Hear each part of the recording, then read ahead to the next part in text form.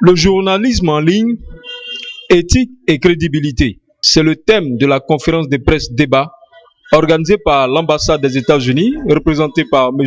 Jonathan Sebra, son conseiller de presse et des affaires culturelles, et animée par M. Alfred Damoussa, directeur de l'Institut des sciences et techniques de la communication, au sein même des locaux de la dite institution. C'est M. Barthélemy Kwame, président du REPLELSI, réseau des professionnels de la presse en ligne de Côte d'Ivoire, qui a joué le rôle de modérateur. Le conférencier, M. Alfred Damoussa, est titulaire d'un doctorat 3e cycle en sciences de l'information et de la communication et de diplôme de l'École supérieure de journalisme de Lille. Le docteur Damoussa a été directeur des rédactions du groupe Fraternité Matin et président international de l'Union internationale de la presse francophone, UPF.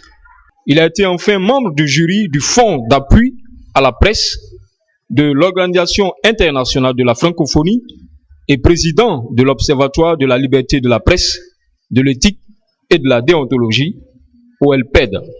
C'est donc un professionnel averti des questions relatives à la presse en général qui a développé le thème de la conférence devant un auditoire composé essentiellement d'hommes des médias. D'entrée, le conférencier s'est livré à une définition terminologique du journalisme en ligne, puis de l'éthique et la crédibilité. Mesdames et messieurs, sans doute serait-il souhaitable d'entrée de jeu de définir le journalisme en ligne comme le métier par lequel les professionnels assurent l'information au moyen des technologies de l'information et de la communication, dont Internet, cette plateforme gigantesque de transmission et de réception d'une gamme variée d'informations, mais aussi, et j'insiste, de détritus. Que dire de l'éthique à des femmes et hommes avertis, même si certains sont accusés à tort ou à raison d'enfreindre les règles de morale dans l'exercice du métier de journalisme, dans l'exercice du journalisme en ligne. Définissons l'éthique dans le cadre de la présente conférence comme le savoir-vivre appliqué aux médias. Que dire de la crédibilité? Tentons de définir la crédibilité comme l'expression de la confiance que le journaliste inspire et l'expression de la confiance que lui accordent les lecteurs, les auditeurs, les téléspectateurs et les internautes, parce que ceux-ci pensent qu'il n'y a que du vrai dans ce que le journaliste affiche comme information, parce que ceux-ci pensent que le journaliste dit vrai, écrit vrai, montre vrai. Pour l'orateur, quel que soit le support utilisé, le journalisme doit respecter les règles et principes de la déontologie et de l'éthique régissant ce métier. L'assistance, quant à elle, s'est préoccupée de la question relative à la législation en matière de journalisme en ligne. C'est le représentant de ivoire-tv.net Abidjan qui s'est fait l'écho de cette question. Merci. Notons au passage que l'assistance a bénéficié de l'expertise d'un doyen du journalisme en Côte d'Ivoire, M. Samba Kone, président du comité scientifique des États généraux de la presse, journaliste émérite et expert du secteur reconverti en industriel de la presse. Au terme de cette conférence magistrale, suivie de débats, le conférencier, le docteur Alfred Damoussa, nous fait ici le point. Il s'agissait de nous prononcer sur le journalisme en ligne et notamment sur la question de l'éthique et de la crédibilité.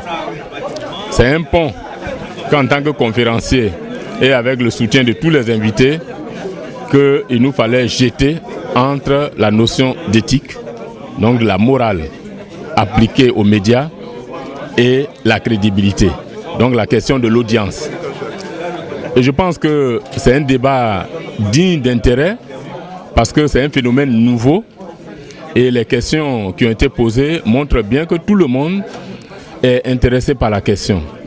ce qui est important, c'est que nous partons de cette conférence, en tout cas c'est la perception que j'ai, nous partons avec l'engagement de développer et de poursuivre cette réflexion, de sorte que avec la révision de la loi sur la presse, la loi de 2004, toutes les questions en suspens qui n'ont pas été prises en compte jusque-là le soient dans la nouvelle loi qui va voir le jour, on ne sait pas encore quand. Donc il revient à tous de s'impliquer, à tous d'apporter le fruit de leur expérience pour que nous ayons une presse, qu'elle soit en ligne, qu'elle soit une presse de radio, de télévision, une presse d'agence, une presse de presse, soit une presse digne de ce que nous voulons et digne aussi du métier que nous avons choisi. Oui, un dernier mot. Vous êtes un doyen en matière de presse en Côte d'Ivoire ici.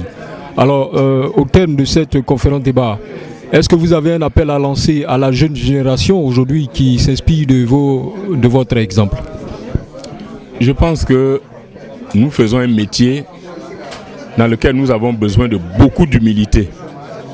Il faut que nous soyons humbles et que nous partions du principe que nous ne savons rien et que ne sachant rien, nous ne pouvons nous enrichir que de l'expérience des uns et des autres. Nous ne pourrons nous enrichir que parce que nous sommes à l'écoute des uns et des autres.